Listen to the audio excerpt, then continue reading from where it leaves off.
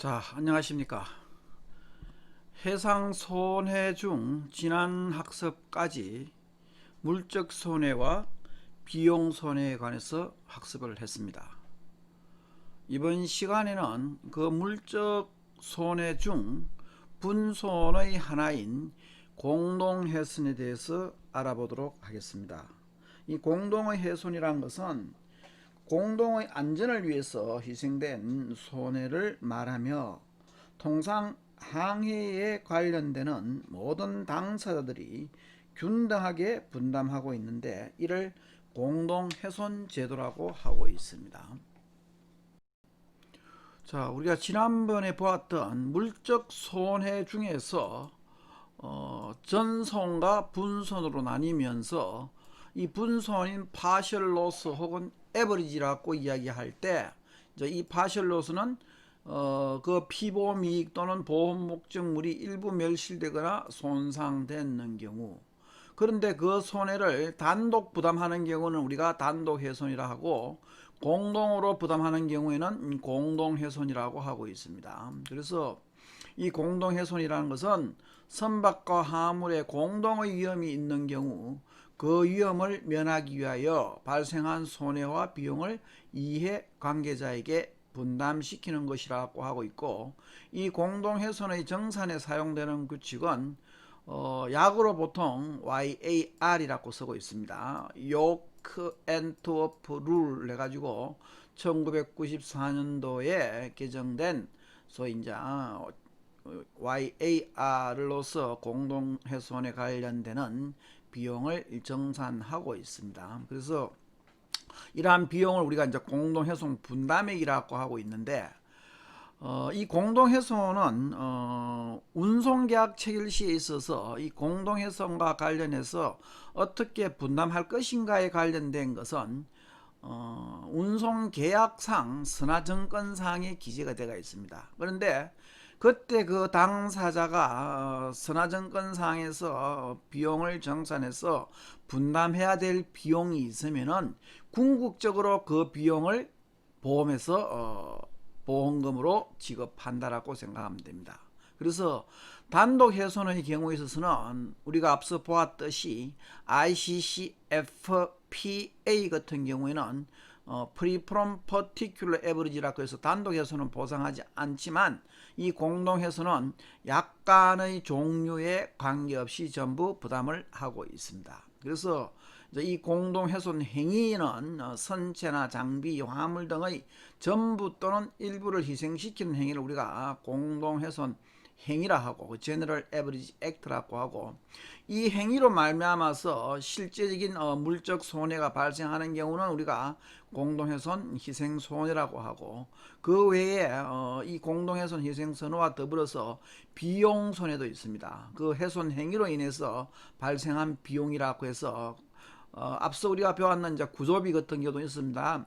이 구조비는 제3자에 의해서 본인만의 어떤 소위 구조, 그 임의 구조와 계약 구조가 있다 그랬죠. 그래서 특히 이제 그 계약 구조의 경우에 있어서 공동의 어떤 안전과 소위 재산을 담보하는 경우는 구조비라도 우리가 앞서 봤던 순수 구조와 달리 공동훼손으로 처리되는 수도 있습니다.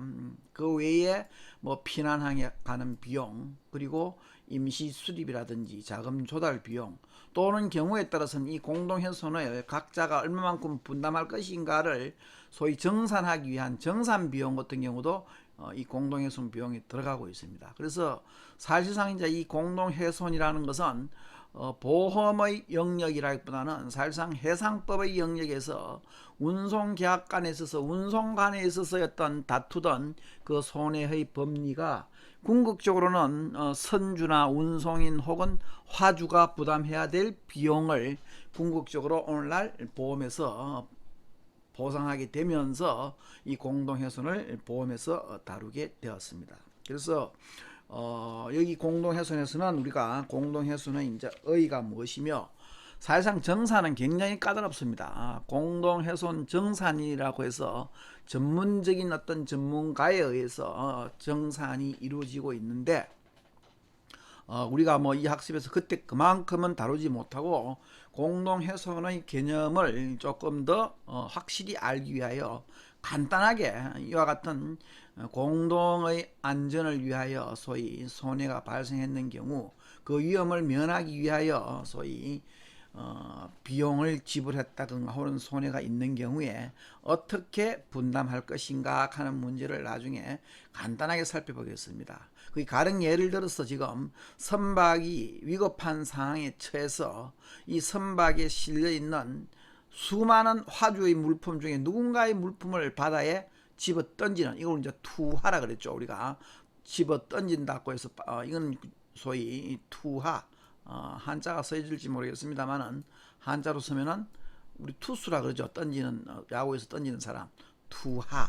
그래서 하물 하자를 써서 투하, 혹은 영어로 앞서 배웠듯이 제티선이라고 배웠죠. 제티선. 글자가 조금 이상합니다만은, 그래서 이 투하했는 이 화물의 소위 투하로 말미암아서 이 선박과 다른 화주의 어떤 화물이 무사했다면은 이 누군가의 희생으로 인해서, 그렇죠, 이 누군가의 희생으로 인해서 그 공동의 안전이 소위 지켜졌기 때문에 그때 선주라든지 아니면 또 다른 이 물품을 집어 던진 이외의 하주, 경우에 따라서는 당연히 이제 이 화주도 누군가의 다른 사람의 화물이 던져줄 수 있기 때문에 이 화주도 결국은 일부분 부담을 합니다. 그래서 그 공동의 어떤 이해관계에 놓여 있는 공동의 이 항해에서 이해관계에 있는 선주와 하주가 소위 공동으로 분담하는 분담금을 우리는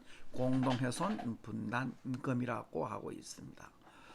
자, 그러면은 먼저 공동훼손의 이 개념에서 공동훼손 제도의 등장과 공동훼손이 무엇인가를 살펴보도록 하겠습니다. 자, 오늘날 해상보험에서 보호해주고 있는 이 해상 공동훼손, 또 이와 같은 이제 공동훼손 제도는 결국 공동의 안전을 위하여 이 화주 혼자만이 아닌 그 항해, 공통되는 항해와 관련되는 이해관계자의 공동의 안전을 위하여 희생된 소위 손해를 그 해상사업과 관련되는 모든 당사자들이 합리적인 비율에 따라서 상호 분담하는 제도를 공동훼손제도라고 합니다. 앞서 이야기했듯이 원래 이것은 보험의 영역이 아니라 해상법의 영역에서 운송계약과 관련됐다라고 이야기를 했습니다. 선박이 가령 화물을 적재하고 항해하던 중에 악천후에서 소위 선박이 침몰하고 있다고 가정했을 경우에 그 선장이 할 수 있는 일은 그 선박을 가볍게 하기 위하여 싣고 있는 화물, 즉 적재 화물을 바다에 버리는, 이제 앞서 투하라 그랬죠. 바다에 버릴 수 있을 것입니다. 이때 바다에 버려진 화물 손해는 그 화물의 주인 혼자서 부담하는 것이 아니라 선주와 기타 하주가 공동으로 부담해야 할 성질일 것입니다.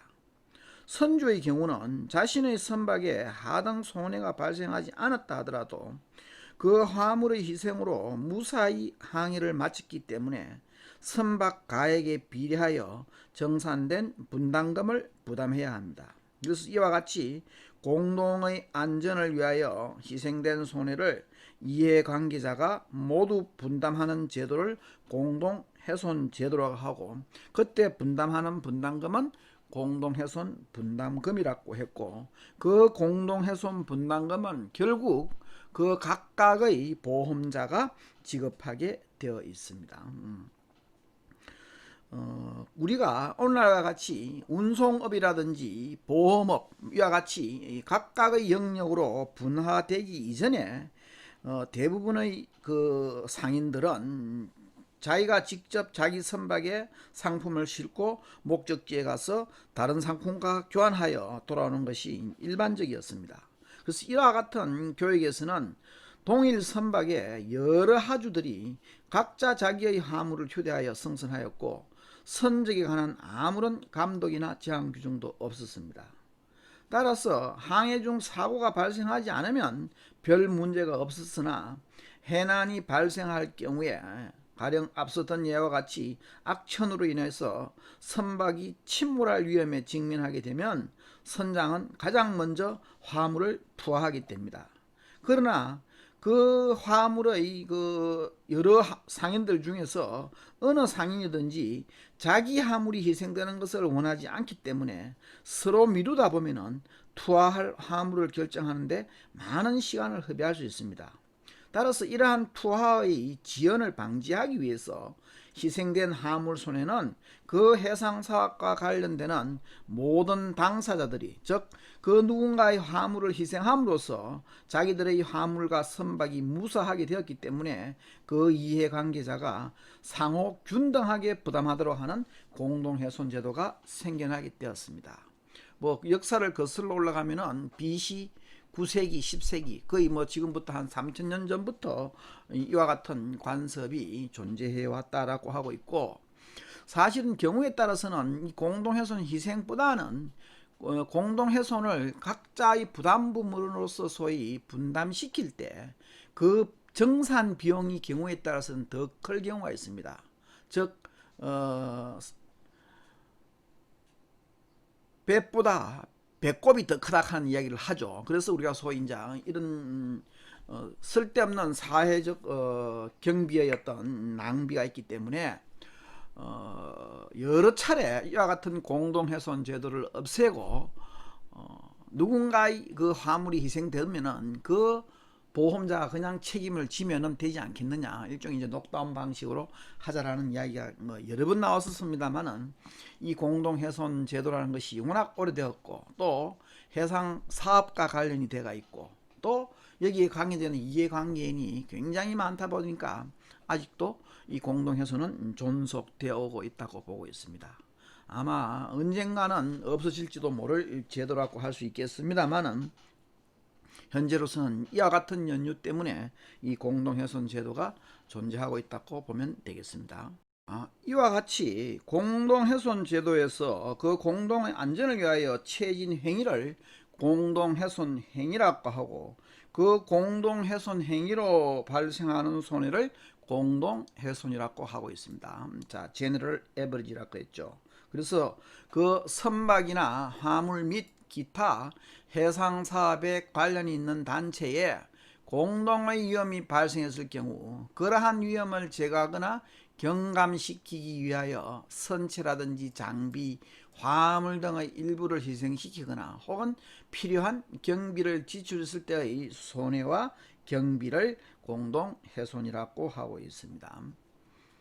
공동훼손은 크게 공동훼손 희생 손해와 공동훼손 비용으로서 구분하고 있습니다. 공동훼손 희생 손해라고 하는 것은 선체나 장비, 화물 등의 일부가 소위 희생되는 손해를 이야기하고, 그게 관련해서 경비가 발생하는 비용은 공동훼손 비용이라고 하고 있습니다. 그래서 그와 같은 이제 공동훼손 행위의 결과가 아니라 선박이나 화물에 우연히 발생하는 손해는 선주나 하주가 단독으로 부담하기 때문에 이러한 손해는 우리가 공동훼손과 구분하여 단독훼손이라고 했었습니다. 그래서 공동훼손은 이와 같이 공동훼손 희생손해와 공동훼손 비용이 있고, 이와 같은 비용을 통틀어서 그 이해관계자가 자기의 이 보험 가액 비율에 따라서 일반적으로 분담하는 비용을 공동훼손 분담금이라고 하고 있습니다. 자, 그러면은 공동훼손의 성립 요건에 대해서 살펴보면 다음과 같습니다.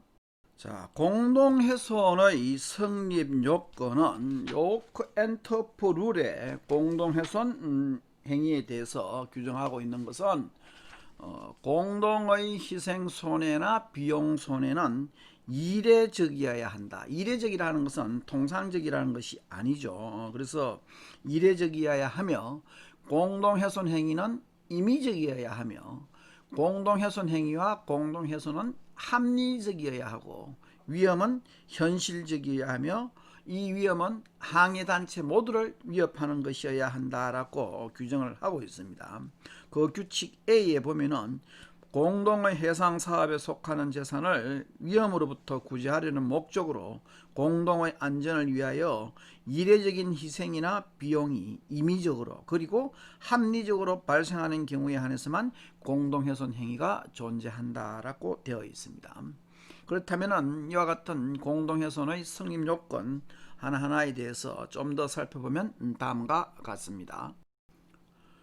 자, 공동훼손의 성립 요건으로서 먼저 우리가 일회성의를 이야기했었습니다. 그 공동훼손 행위로 발생하는 선체나 장비, 화물 등의 희생 손실이나 비용 손실은 오디너리가 아닌 익스트로너리, 그 이례적이어야 한다는 것이죠. 그래서 통상적인 운송 과정에서 발생하는 비용은 공동훼손으로 인정되지 않습니다. 가령 악천후로 항해가 지연되어서 추가로 연료가 소비되었을 경우에 이는 통상적인 비용으로 간주되고 있습니다. 왜냐하면 항해가 길어지면 그만큼 연료가 더 들기 때문입니다.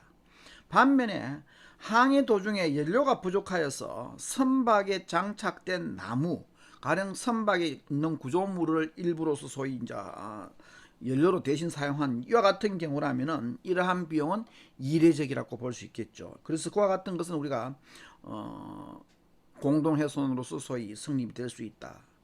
또 하나, 선박의 기관을 갖다가 그 선박 기관을 장시간 가동하여 생긴 엔진의 그 군열 상태는 통상적인 것인데 비해서 엔진을 장시간 무리하게 가동하면 자연히 균열이 생깁니다. 그래서 이것은 우리가 선박의 통상적인 소위 손해라는 것이 이례적인 것이 아니라는 것이죠. 그래서 이 이제 이례성이라는 것은 통상적인 요소를 갖추면은 이것은 공동훼손이 안 된다는 이야기입니다. 그래서 반드시 이례적이어야 한다는 거. 물론 이제 임의성과도 관련이 있습니다. 우리가 임의성이라는 것은 고의성이라고도 할 수 있겠죠. 그래서 보험에서 가장 기본적인 것은 보상받기 위해서는 고의적인 행동으로 일어난 것은 안 된다 그랬습니다. 우발적이어야 된다 그랬는데 공동훼손은 반면에 반드시 소위 임의 혹은 고의적인, 즉 자발적으로 이루어져 어떤 목적을 가지고 자발적으로 반드시 이루어져야지만이 공동훼손이 성립합니다. 그래서 그 어떤 결과를 예상해서 고의적으로 취한 행동은 소위 공동훼손 행위로 인정될 수 있다고 할 수 있고, 우연적인 행위는 공동훼손 행위가 아니라는 것입니다. 그래서 가령 선언의 어떤 실수, 과실로 인해서 자초가 일어났을 경우에 이와 같은 자초는 우연히 일어나는 것이기 때문에 공동훼손 행위로 볼 수 없지만, 가령 선박에 지금 화재가 나서 그 화재를 진압시키기 위하여 선박을 고의로 자초시키는 것은 행위의 임의성을 인정받을 수 있습니다. 이와 같은 경우는 임의성 혹은 고의성이라고 할 수 있겠죠. 자, 다음에 이 합리성이라는 거. 그 공동훼손 행위와 그에 따라서 발생하는 손해와 비용은 모두 합리적이어야 한답니다. 가령 공동의 위험에 대처하기 위한 행동은 신중하고 적정해야 하며, 또 선박과 화물의 희생도 합리적이어야 하고 필요한 최소한의 경비가 지출되어야지 지나치게 과도한 비용이 발생해서는 안 된다는 것입니다. 물론 이제 이 문제는 다툼의 여지는 있겠죠. 어디까지가 과연 합리적일까 하는 문제는 있겠지만은 통상의 상황에 비추어서 그것이 지나치게 많은 비용을 지출했을 경우에는 합리성이 인정되지 않습니다. 자, 그 다음에 위험의 현실성이 있었죠. 공동훼손이 성립하기 위해서는 실제 그와 같은 위험이 존재해야 됩니다. 위험이 그냥 발생할 수 있을 것이라는 막연한 우려가 아니라 현재 절박하게 닥쳐오는 위험이나 이미 발생한 위험이 있어야 합니다. 화재가 발생했을 때 화재 사고가 선창 내에서 발생한 것으로 오판하여 스팀을 분사시키고 이로 인해 화물이 손상되었다면 그것은 위험이 실제로 존재했던 것이 아니고 우려를 해서 취해졌던 조치이기 때문에 공동훼손으로 인정되지 않는다는 판례도 있습니다. 그래서 그 위험이 절박하고 현실적이어야 한다 하는 거. 자, 그 다음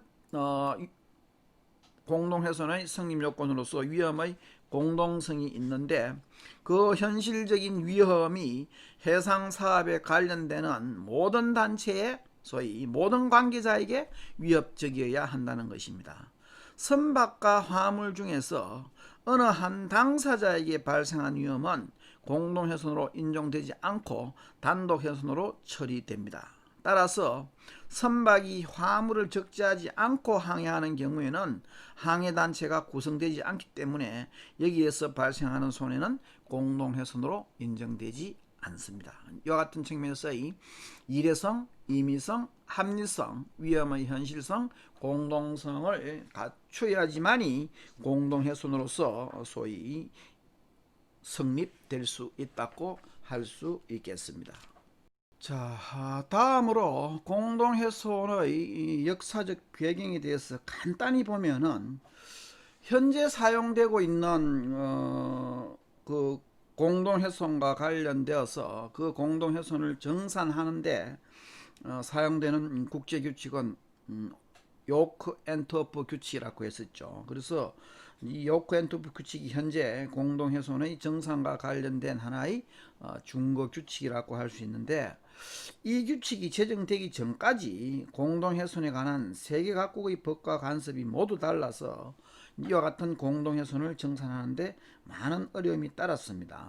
그래서 1860년부터 공동훼손의 취급과 해석의 통일을 기하기 위한 운동이 전개되어서 1860년 로이즈가 주동이 된 글래스고 회의에서 글래스고 규칙 11개조가 채택되었으며, 그 후 1864년에 요크에서 개최된 국제공동회의에서 11개조의 요크 규칙이 채택되었습니다. 그리고 1877년 앤트워프 회의에서 범선에 대한, 기선이 아닌 범선에 대한 공동훼손 정산 문제를 주제로 한 12개 조항의 공동훼손 규칙이 제정되었는데, 이것이 요크 규칙에 기초를 둔 것이라 하여 요크 앤트워프 규칙이라고 불리우게 되었습니다. 요크 앤트워프 규칙은 1890년 리버풀 회의에서 18개 조항으로 수정되어 약 34년간 사용되어 왔으나, 이 규칙은 이론적으로나 실무적으로 실정에 맞지 않는 부분이 있어서 1924년 스톡홀름 회의에서 다시 수정되었습니다. 스톡홀름 회의에서는 요크 앤트워프 규칙을 문자 규정과 숫자 규정으로 구분하였는데, 문자 규정으로는 A조부터 G조까지 7개의 규정이 제정되었고, 숫자 규정으로는 1조부터 23조까지 제정되었습니다. 그 이후 코펜하겐 회의에서 숫자 규정이 문자 규정보다 우선해서 사용한다는 원칙이 제22조에 규정되었고, 그 이후 74년 함부르크에서 개최된 국제해법위원회에서 새로운 요크 앤트워프 규칙이 마련되어 그동안 세계 각국에서 공동훼손을 정산할 때는 소위 1974년의 요크 앤트워프 규칙을 기준으로 하였습니다. 자, 이런 것이 94년, 2004년 일부 개정되어서 현재 요크 앤트워프 규칙이 적용되고 있다고 보면 되겠습니다. 이와 같은 역사적인 어떤 배경을 안고 있다고 볼 수 있겠습니다.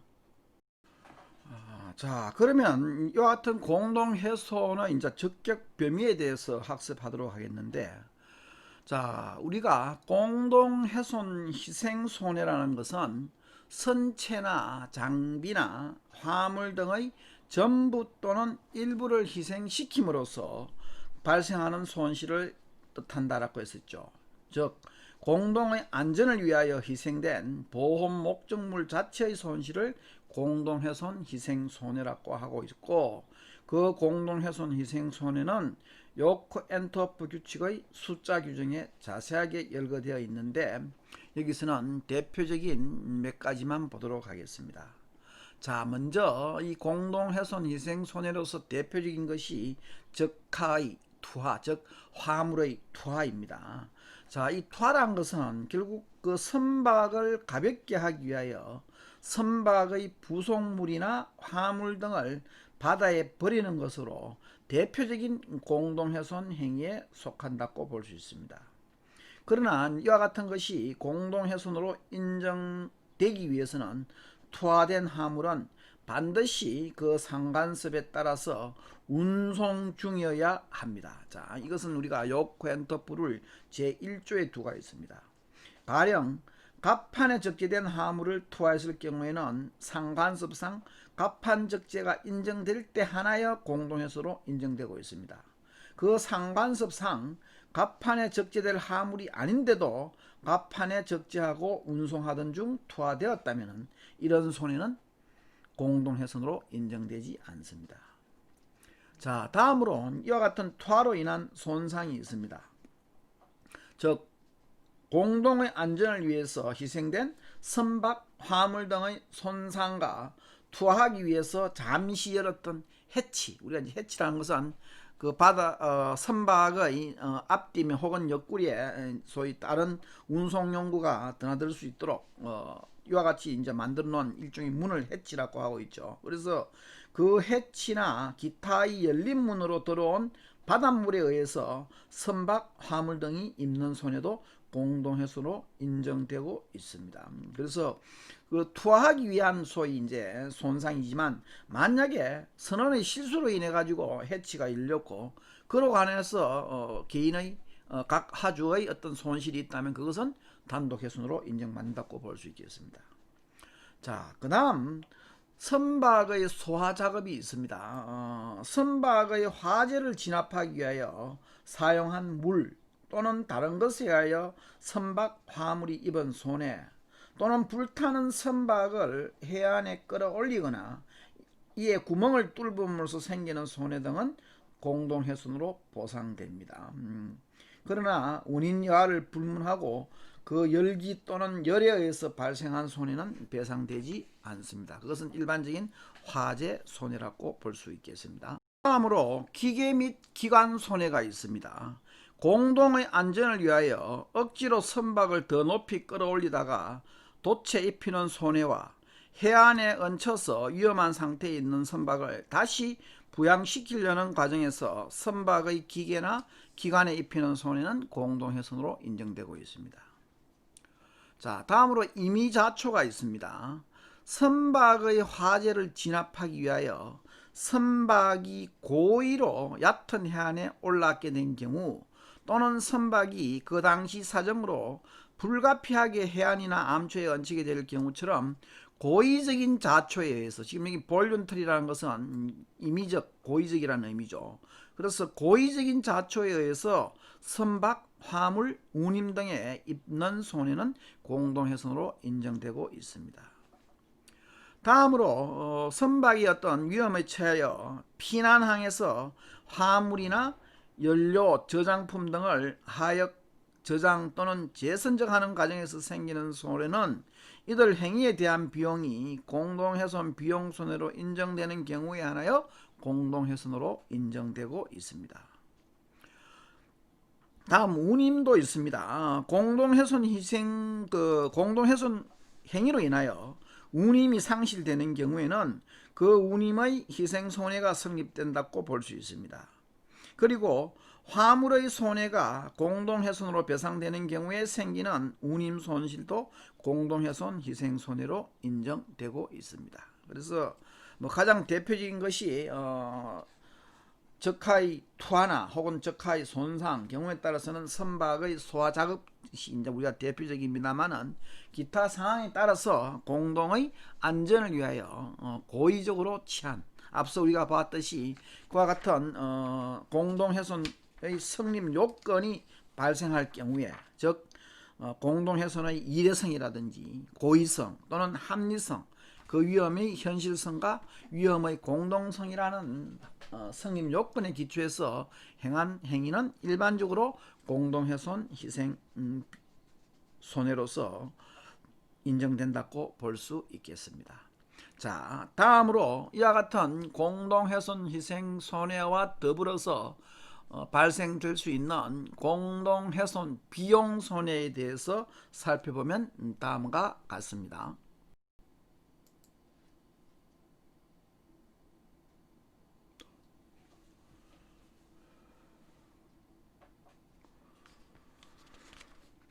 자, 공동훼손 행위로 인하여 생기는 비용의 지출을 공동훼손 비용손해라고 하고 있습니다.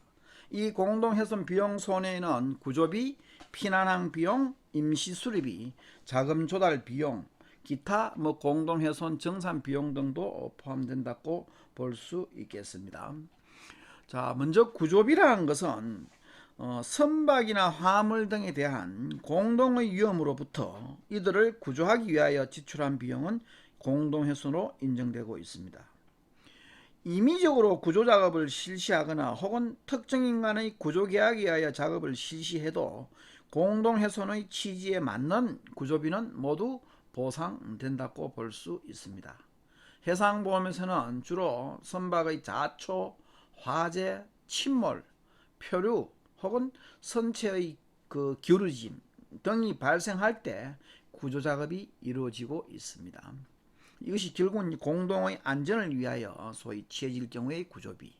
앞서 우리가 살펴봤던 구조비는 공동의 안전이 아니었죠. 임의 구조에 한했고 또 순수 구조에 한했고 또 그것이 개인의 단독의 어떤 안전을 위해서 취해질 경우는 우리가 이제 순수 구조비로서 인정되는 데 비해서 여기에서는 공동의 안전을 위해서 구조행위가 취해질 경우에 그 구조비라고 볼 수 있고, 그 다음 역시 공동의 안전을 위하여 불가피하게 피난항에 소위 영어로 피난항을 portable refuge라고 되어 있죠. 공동의 안전을 위하여 불가피하게 피난항에 입항하거나 또는 피난항에서 수리할 수가 없어서 다른 장소로 이동하는 데 따른 재반 비용도 공동훼손으로 인정되고 있습니다. 실무적으로 통상 피난항에서 소요되는 비용을 보면은 피난항까지의 운항 비용, 피난항의 입항 비용, 화물 양육 비용 또는 선박 수리 비용, 화물 보관 비용, 화물 재선적 비용, 원항로로 복귀하는 비용 등 공동의 안전을 위해서 발생하는 비용은 전부 공동훼손 비용 손해로서 인정이 되고 있습니다. 역시 공동의 안전을 위하여 희생된 선박의 손상 부분을 선적항, 기항지 또는 피난항에서 수리할 경우 소요되는 임시 수리비도 역시 공동훼손으로 인정되고 있습니다. 즉, 그 선박의 희생뿐만 아니고 그 희생을 다시 수리하기 위하여 소위 이 수리비가 발생할 경우에 그것은 공동훼손 비용으로서 인정이 되고 있습니다. 자, 그리고 자금 조달 비용이 있습니다. 그 공동훼손 행위로 말미암아서 발생하는 비용에 대해서는 일정한 수수료나 이자 등이 인정되고 있습니다. 통상 공동훼손 비용에 대해서는 2%의 수수료가 별도로 공동훼손으로 인정되고 있습니다. 또한 공동훼손 행위로 인하여 발생한 공동훼손 희생이나 비용에 대해서 공동훼손 정산서의 작성일까지 연 7%의 이자가 공동훼손 비용으로 인정되고 있습니다. 소위 이와 같은 자금 조달 비용과 관련된 것도 역시 공동훼손 비용이라고 해서 이 공동훼손 희생과 공동훼손 비용 손해를 합쳐서 각자의 분담 가액을 결정했을 때 그 분담금을 우리는 공동훼손 분담금이라고 하고 있습니다. 다음 예에서 간단하게 공동훼손이 어떻게 분담되는지 살펴보고 공동훼손에 대한 수업을 마치겠습니다. 공동훼손 분담금의 신뢰로서 다음과 같은 간단한 예를 한번 들어보겠습니다. 가령 A 선주의 A 화물, A 화주의 A 화물, B 화주의 B 화물, C 화주의 C 화물을 싣고 항해하던 중 공동의 위험이 발생하여 A 화주의 화물을 바다에 버렸습니다. 자, 이것을 우리는 앞서 투하라 그랬죠. 그래서 최종 목적항에서 다음과 같이 정산되었습니다. 즉 A 하주, B 하주, C 하주 및 선주가 분담하는 공동훼손 분담금에 관하여 설명하시오. 자, A 화물의 희생 손해는 지금 얼마? 10,000파운드가 되었습니다. 즉시 A 화물의 순가액은 10,000파운드 전손이 이제 발생했을 경우에 A의 희생 손해는 10,000파운드가 되었고 A 화물 순가액 10,000파운드, B화물 순가액 2만 파운드, C화물 순가액 3만 파운드, 그 다음에 선조의 선박 순가액이 4만 파운드라고 가정한다면은, 그죠? 이렇게 봤을 때 결국 이 A 화물을, 자, A 소유의 이 A 화물을 희생함으로써, 자, A는 희생되었지만은 B 화물, C 화물, 그리고 선박이 안전하게 되었죠. 그래서 이 부분에 대해서 자기들은 누군가의 희생으로 말미암아서 안전하게 되었기 때문에 여기에 대해서 일부 분담하자는 것이 우리가 공동훼손제도의 취지라고 했었죠. 그래서 보면은 가령 B는 이 A의 희생으로 말미암아 자기가 2만 파운드만치 잃지 않을 수 있었고, C도 역시 3만, 그리고 선조의 선박 가액은 4만 파운드이기 때문에 반대로 이야기하자면 결국은 A의 희생으로 말미암아서 자기는 이만큼 이익을 봤다고 볼 수 있겠죠. 자, 그런 이제 A의 경우가 문제가 되겠죠. 그럼 A는 자기는 부담하지 않느냐, 그 공동훼손에 대해서. 가령 예를 들어서 A 화물이 희생되었지만은 결국은 경우에 따라서는 B 화물이 희생될 수도 있을 것이고, C 화물이 희생될 수도 있을 것이고, 또한 선박이 희생될 수도 있겠죠. 그렇게 된다면 역시 A의 소위 A 화물의 화주인 A도 결국은 부담을 해야 되기 때문에 소위 이와 같이 이제 공동의 안전을 위해서 누군가의 이 소위 희생이 있었다 그러면은 요 희생 부분에 대해서 이해관계자가 공동으로 소위 분담하고 그 손해에 대해서 균등하게 자기가 소위 가지고 있는 순가액의 이익만큼 부담하고자 하는 것이 공동훼손 분담금이라고 볼 수 있습니다. 그럼 이에서 우리가 이제 어떻게 분담이 되느냐 하면은 전체 1, 2, 3, 4를 다 하면 전부 10만 파운드죠. 그죠? 그러니까 A는 이 10,000파운드의 소위 희생손에 대해서 A가 부담해야 될 부분은 얼마? 역시 자, 하나만 쓰겠습니다. 10,000파운드 곱하기 얼마? 전체 10만 파운드 분의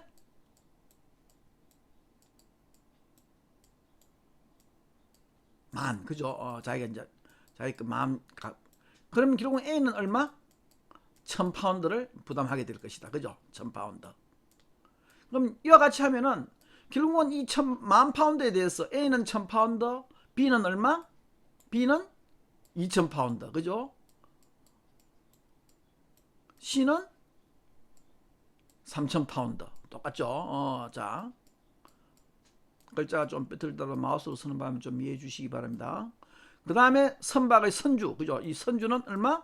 결국은 4만 파운드를 4천 파운드를 부담하게 될 것이다. 그럼 결국은 이제 이 10,000파운드에 대해서 이거 다 합치면은 당연히 얼마? 10,000파운드가 되겠죠. 그래서 10,000파운드 되면 요 각각의 부담분, 자기가 부담해야 될 요런 부담분이 결국은 각자가 부담을 해야 될 것이고, 만약 이것이 이제 해상보험에 부보가 되어 있다면은 궁극적으로는 이 손해를 누가? 보험자가 그 해상보험약 계약에 의거한 약관에 따라서 이 공동훼손을 갖다가 보상해 주는 것이 보험에서 보호해주는 소위 해상 공동훼손이라고 보면 됩니다. 그래서 궁극적으로는 이 손해로 말미암아서 A나 B나 C나 그 다음에 선주는 손해 입은 것은 없죠. 왜냐하면 결국 A에게 이와 같이 각각 비용을 지불하더라도 이 비용은 궁극적으로 누가? 보험자가 거기에 대해서 지불을 하는 것이기 때문에 결국은 이제 이와 같이 과거 해상법상에 소위 운송법상에서 이 항해단체를 구성하는 이해관계자가 각각이 부담하는 그 비용에 대해서 결국은 이제 보험에서 커버해주고자 등장한 것이 보험에서의 어떤 공동훼손이라고 볼 수 있겠습니다. 그래서 그 공동훼손이 발생하게 되면 결국 그 손해를 입은 당사자를 포함한 모든 당사자들이 공동훼손을 균등하게 분담하게 되는 절차를 공동훼손의 정산이라 그러고, 자, 이것을 소위 자기들의 그 전체 손해를 공동훼손 분담가액의 총액으로 나누어서 분담하는 것이 공동훼손 분담금, 자기들이 분담률에 따라서 분담하는 것을 공동훼손 분담금이라고 하고 있습니다. 자, 이상으로 공동훼손에 대한 학습을 마치고 마지막으로 공동훼손과 관련된 문제를 한번 풀어보도록 하겠습니다. 자, 공동훼손의 성립 요건. 자, 우리가 그럼 어떤 경우에 성립 요건이 있냐라고 이야기를 했었죠. 앞서 우리는 공동훼손의 성립 요건이라고 해서 5가지에 대해서 학습을 했습니다. 공동훼손의 일회성, 공동훼손 행위의 임의성, 합리성, 또 위험의 현실성, 또 위험의 공동성이라는 얘기를 했습니다. 그래서 이와 같은 공동훼손의 성립 요건에 관한 설명으로서 잘못된 것은에서 자, 위험이 현실적으로 발생해야 된다 말했죠. 그 다음에 공동훼손 행위의 직접 간접 결과로 인한 손해는 모두 공동훼손으로 인정된다. 자, 공동훼손의 간접적인 것이 아니라 직접적이라고 했었죠. 그래서 이 간접 결과의 손해는 공동훼손으로 인정되지 않는다. 그 다음에 공동훼손 행위는 임의적이고 의도적이어야 된다고 했었죠. 그리고 그러한 위험은 그 항해단체 모두를 위협하여 공동의 안전을 위협해야 된다는 얘기를 했습니다. 그래서 공동훼손의 성립 요건과 관련된 문제. 자, 그 다음 두 번째 문제를 보면은 앞서 우리가 살펴보았던 문제죠. 지금 A함을 B함을 C함으로 싣고 항해하던 중 공동의 위험이 발생하여 A함을 바다에 버렸다. 최종 목적항에서 다음과 같이 정산되었을 때 A하주, B하주, C하주 및 선주가 분담하는 공동훼손 분담금을 계상해 보시오. 자, 그래서 여기서 이제 A함으로의 희생 손해가 10,000파운드이기 때문에 각각 A, B, C, D는 선주, 그죠? A, B, C 그리고 이 선주 선박의 순가에 따른 선주가 부담해야 되는 부분이 각각 비율을 전체 총가액이 10만 파운드이기 때문에 그죠? A는 10분의 1, B는 10분의 2, C는 10분의 3, D는 10분의 4 해서 각각 그 비율만큼 A함으로의 희생 손해에 대해서 분담을 하면 그것이 공동훼손 분담금이라고 했습니다. 자, 여기서는 공동훼손 희생에 대해서만 이야기했고 뭐 비용에 대해서는 지금 설명이 없기 때문에 만약 비용이 발생한다면은 그 비용 역시 A, B, C 그리고 선박의 선주가 자기들의 분담 비율에 따라서 공동으로 분담하면 되겠습니다. 그래서 이것이 아주 오랜 전통을 가진 역사를 가진 이와 같은 공동훼손 제도라는 것이 있고 이 공동훼손 제도에 의해서 소위 해상보험에서 보험자가 각자의 그 분담금에 대해서 분담하는 것이 우리가 공동훼손에 대한 담보라고 볼 수 있겠습니다. 자, 이렇게 해서 공동훼손에 대한 학습을 마치고 다음 시간에는 마지막 파트 손해와 관련된 마지막 파트로서 배상 책임, 특히 그 중에서 우리가 해상보험에서는 충돌 손해 배상 책임이 있다고 했습니다. 그래서 그 충돌 손해 배상 책임을 학습하고 해상 손해에 대해서는 마치도록 하겠습니다. 수고하셨습니다.